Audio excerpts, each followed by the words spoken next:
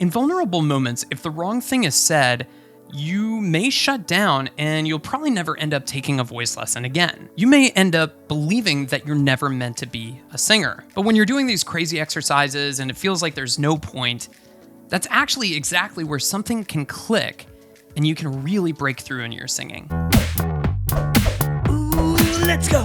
Whether you're a teacher or a singer, it's absolutely crucial that you observe the masters at their work. 10 years ago, as a brand new vocal coach, I have to observe a certain number of hours taught by higher level teachers. I'm living in Austin, but I fly to San Francisco in order to teach one of the higher level teachers, Alexis. And every lesson that I see, I am more impressed with him. I mean, it's amazing how instantly he's able to hear what a singer needs and the surprising ways that he's able to get it out of them. And in each lesson, every student is completely different from the one before it. But as I watch Alexis teach, I'm amazed at how confident he is. I think I could never be that confident in my teaching. For every student that comes in the door, he has some standard patter and a welcome, about what brought them in and what they want to achieve with their voice. Then he gets right into an assessment in order to figure out what's holding them back. Now, I'm beat after a long day of observations. I know it sounds crazy, but it really is taxing for you to just observe somebody else for that many hours and really take note and watch what they're doing so intently. But Alexis tells me to hang out and wait just a little bit longer because he has a special treat. After like 5 hours of lessons, Alexis tells me that there's a very famous rock singer that's coming in to take a lesson, and I can stick around and observe if I want. I mean, this is the dream. How cool would it be to teach famous people and get paid for it? Finally, there's this rush of commotion at the front, and Alexis jumps out of his seat in order to let this person in. But Alexis is calm and confident and just has his standard chat with the singer. Then they get down to work, and Alexis starts warming the singer up. Shockingly, the singer is not perfect. Far from it.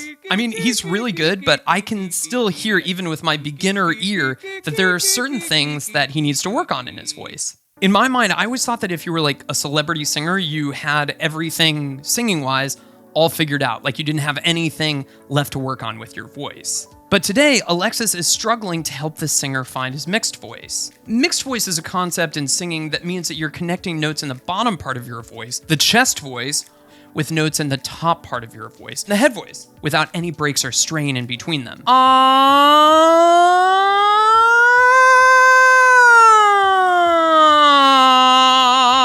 The advantage of the mixed voice is that you don't really have any big breaks or strain when going from the bottom to the top part of your voice. Just like I just demonstrated, you don't really hear any big any big yodels in that range that I did. So to address that, Alexis brings the singer through the 1.5 octave lip trill,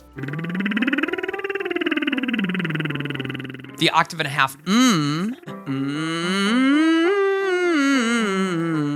and the octave repeat nay. Nay, nay, nay, nay, nay, nay, nay, nay, nay, nay. But the problem is that this famous singer is flipping when he goes up to those top notes. Nay, nay, nay, nay, nay, nay, nay, nay, nay, nay. And I can tell Alexis is starting to sweat here. Learning how to sing in mixed voice is actually a pretty difficult thing for the student, but also for the teacher.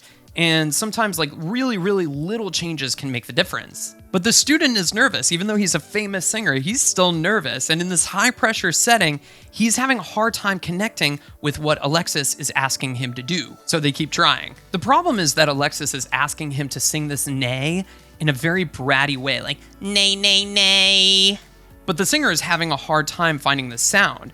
And honestly, that's pretty common because people don't take lessons in order to sound bad and gross and ugly like that. After all, you can't sing on stage with this ugly sound, so why would you do this in a voice lesson? But that's exactly what the singer needs in order to connect to those top notes. Finally, Alexis demonstrates the exercise again, making it painfully obvious that he wants this really, really ugly sound. He's like, hey, can you go, nay, nay, nay, nay, nay, nay, nay, nay, nay, nay, really ugly. The singer mimics it back, and all of a sudden, bam!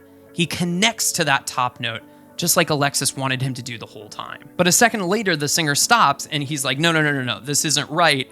That's way too nasal. That's really gross. And Alexis and I look at each other for a second. We both know that it's exactly this bratty sound that's totally helping the singer hit that note. But there's a difference between singing bratty and singing nasal, even though they are related in some ways. At this incredibly vulnerable moment, if Alexis says the wrong thing, the singer is just gonna feel like he's messing up, and he'll probably never take a lesson again. I mean, after all, if the singer thinks that Alexis is teaching him how to sing nasal, like nobody wants that. Like, why would he ever come for another lesson? But this is exactly when something amazing happens. And Alexis, to his credit, says the exact perfect thing.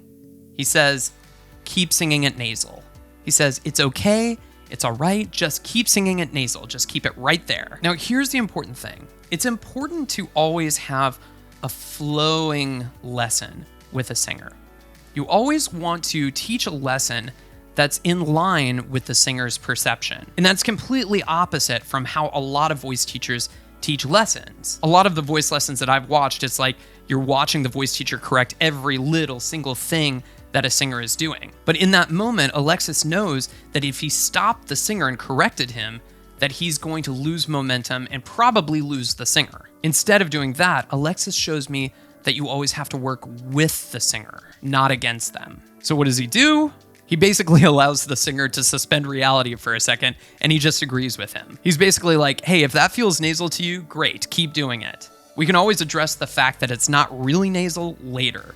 Is this the moment to do that? Probably not. But rather than breaking the spell, Alexis puts it into terms that the singer is going to understand. And for the rest of the lesson, the singer is able to keep singing those mixed voice notes and improve his vocal control. Just imagine if he went about it the opposite way and just stopped him. The voice is unlike any other instrument in that you can't see it, you can't touch it, and it sounds different to you than it does to anybody else. That's why it's so important to work with somebody that has experience in building great voices, even if they have you do some crazy exercises sometimes.